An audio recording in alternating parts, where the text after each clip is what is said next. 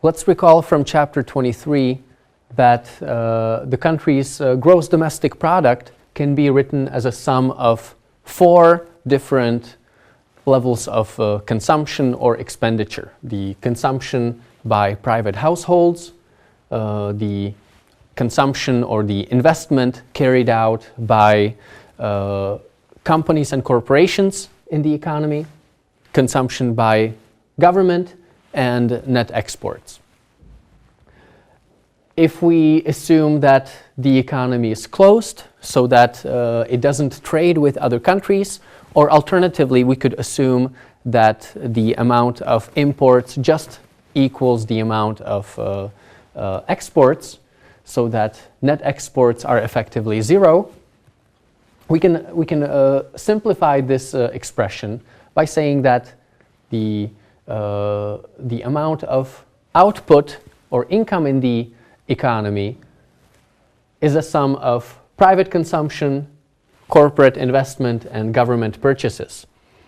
And if I rearrange this expression a little bit, I can write this stream of money on consumption on one side of the expression and the amount of investment in the economy on the other side of the expression. So the left-hand side of this expression gives us what's left over from the nation's income after we subtract private consumption and government consumption.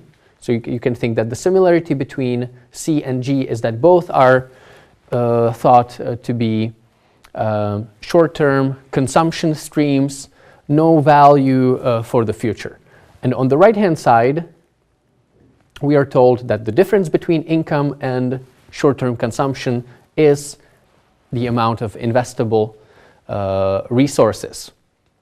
So we can say that the left-hand side of this expression represents the amount of saving by members of the economy, and the right-hand side is the amount of investment. And here we should think that means that if all of the leftover parts of income, all of the leftover resources are effectively invested in the economy, we will have this equality of saving and investment in the economy. As a side note, you should think that this equality of saving and investment may not hold if individuals in our domestic economy can invest money abroad, in which case saving could be greater than the amount of investment in the domestic economy. So you can think that if the balance of investment between the domestic economy and the rest of the world is not at zero, this equality may not be satisfied. Another implicit assumption that we are making here is that all of the resources that exist in the society are put into use. So people don't put the leftover of their income under the pillow. Consumers always go to the bank and save the money with the bank where the funds can be further invested. So when we talk about the national saving, all of the saving done in the economy, we can distinguish private saving from public saving. Private saving is just the difference between individuals' income, private consumption, and the taxes paid to the government, and public saving is tax revenues minus expenditures or consumption done by the government. And we can further say that public saving can be positive, which happens when the government runs a budget surplus, or it can be even a negative number if the government runs a budget deficit. Let's talk a little bit more about the private market for loanable funds. So in this discussion, we will talk about how much funds are available for investment by private individuals and how much funds private or corporate industry demands after we ignore the role of the government. I will turn to the role of the government toward the end of the discussion. And so we will say that how much individuals are willing to supply in the loanable funds market and how much companies want to demand, want to lend out, depends on the interest rates that exist in the marketplace. We should think that the interest rate is the effective price or the effective benefit that savers receive on saving, and it's the effective price that borrowers have to pay on their loans.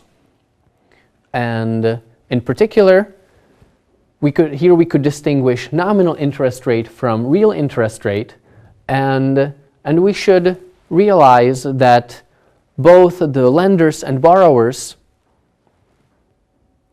will account for the effect of inflation when they make saving and investment decisions. So it's the real interest rate that determines the value of saving and investment in different time periods rather than the nominal interest rate. So now we can draw the supply and demand diagram for the loanable funds market, where we recognize that the individuals who save money are willing to save more money if the real interest rate in the economy increases.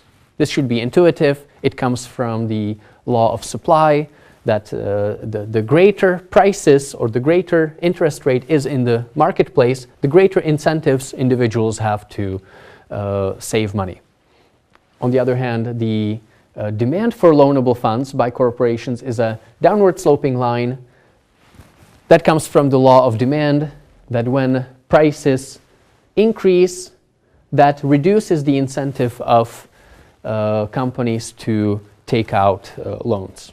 And so we can think that in this model, with the existing supply and demand curves for loanable funds, the market price will adjust to the level where the quantity supplied is just equal to quantity demanded, just like in any market.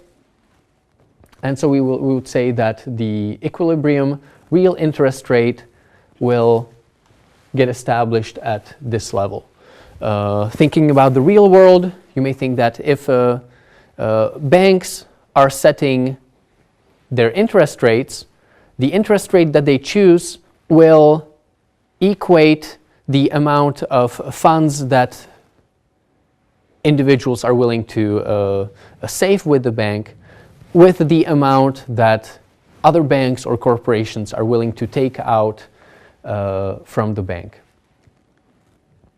If the government tried to influence the loanable funds market, there are a number of tools that the government can use to do so. And here I want to remind you of the previous chapter, chapter 25, which said that investment increases the amount of production and productivity in the marketplace, so the government might have an incentive to intervene in the loanable funds market to promote more investment. One policy would be to give incentives to lenders, perhaps through a subsidy to lenders. Another one would be to provide a subsidy for borrowers, such as investment tax credit, under which corporations would get reductions of their tax rates and so on if they take out loans. Finally, the government can directly intervene in the loanable funds market by either taking out money from the loanable funds market or injecting money into the loanable funds market. We will talk about these three policies in turn. So one policy is to offer saving incentives by giving lenders a subsidy the government effectively lowers the supply curve in the market. Why is that? Think of a particular consumer who is requiring a particular interest rate to save a marginal unit of funds. If the lender is expecting a subsidy from the government, he doesn't require this interest rate anymore. He would require a lower interest rate because he knows, the lender knows that in addition to this interest rate, he will receive a subsidy from the government. So the supply curve of loanable funds effectively falls by the amount of the subsidy.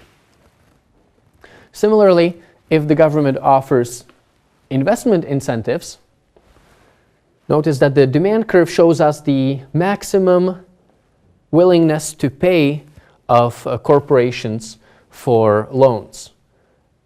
If the corporation expects a subsidy from the government, the corporation knows that it could pay even a little bit more for the loan because it will receive some of the payments back from the government. So we can say that with a subsidy for investment, the demand curve for loanable funds goes up by the amount of the subsidy. And finally, so on the previous two slides, I want you to think that taxes and subsidies are kind of indirect, market-based policies introduced by the government. There is a direct kind of command and control policy where the government directly intervenes in the loanable funds market. If the government borrows money from the private loanable funds market, suppose the government takes out this much money from the loanable funds market to fund a particular budget deficit. You should think that in that case, the supply curve in the private loanable funds market will shift to the left because fewer resources, so fewer loanable funds are available at all possible interest rates. And as a result, the market equilibrium in the private loanable funds market will change from this original point to this final point. We can say that by borrowing money from the private loanable funds market, the government crowds out private borrowing because the amount of borrowing in the private loanable funds market falls.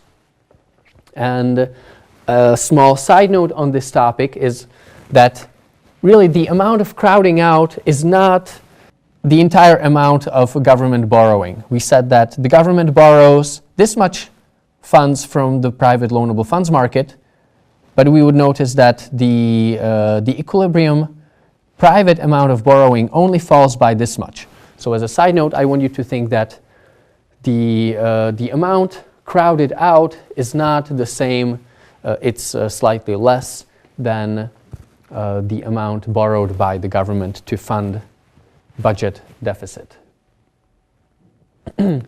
And as another reminder, I want you to keep in the back of your head that this discussion applies to only the private loanable funds market, so it ignores what the government does. Here I also want you to think that this amount of saving and investment is only talking about private activities. We don't know what the government does with the amount borrowed. If the government invests in a beneficial way in the economy, this topic of crowding out may not be as detrimental to GDP and productivity in the economy. Only if the government uses this borrowing in a wasteful way, then we should be really concerned about this topic of crowding out. So now that we have covered national income, national output, and the growth of these variables over time, we will look at some particular sectors of the economy. In the next chapter, we will look at the labor market and unemployment rate. In the next few chapters, we will look at the financial market and the amount of money in the economy. And finally, we will bring all of this discussion together to discuss aggregate supply and aggregate demand in the economy and the government's role in that discussion.